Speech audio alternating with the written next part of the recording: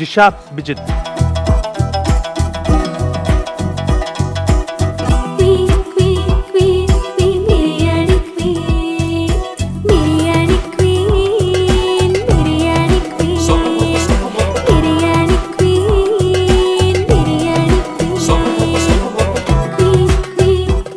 Mughlai chicken apricot biryani. Apricot മുകളിലുണ്ട്. റേസിൻസും കാഷ്യൂനട്ടൊക്കെ നമ്മളെ സാധാ ദം ബിരിയാണി ചേർക്കുന്ന സമയത്ത് എൻ്റെ തൊട്ട് പോയത് പെട്ടെന്ന് ആപ്രിക്കോട്ടിലേക്ക്. അതിൻ്റെ ടെക്സ്ചറും ആപ്രിക്കോട്ടിൻ്റെ ടെക്സ്ചറും നമ്മളെ റേസിൻസ് ഗോൾഡൻ റേസിൻസിൻ്റെ ടെക്സ്ചറും ഏകദേശം ഒരുവിധം വരുന്നതുകൊണ്ട് ഞാനത് ഇൻകോപ്പറേറ്റ് ചെയ്യാൻ നോക്കി. പിന്നെ ഫസ്റ്റ് തന്നെ ഞാൻ ചെയ്തത് ഫിറായ് റൈസിനെ പറ്റി പറയുമെങ്കിൽ നല്ല സാറ്റിസ്ഫൈഡ് ആയിട്ട് ഞാൻ ചെയ്ത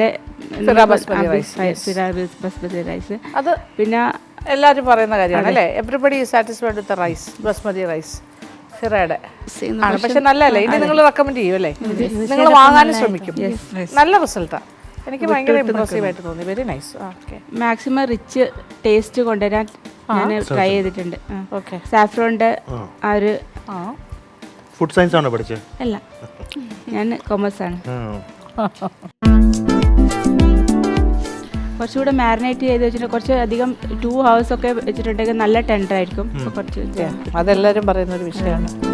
okay, nuts maximum pistachio almonds കാഷ്യൂനട്ടൊക്കെ മാക്സിമം ഇടാൻ ശ്രമിച്ചിട്ടുണ്ട്.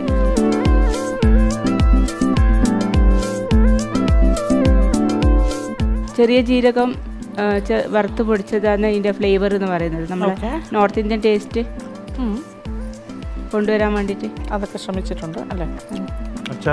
അച്ചാർ ഡേറ്റ്സ് പിക്കിള്, പിന്നെ റൈത്ത പ്ലെയിൻ ആയിട്ട് നമ്മൾ ക്യൂമിൻ്റെ റോസ്റ്റഡ് ക്യൂമിൻ്റെ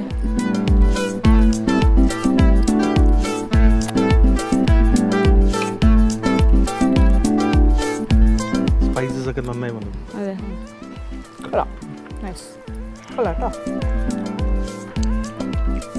ഓക്കെ, താങ്ക് യു.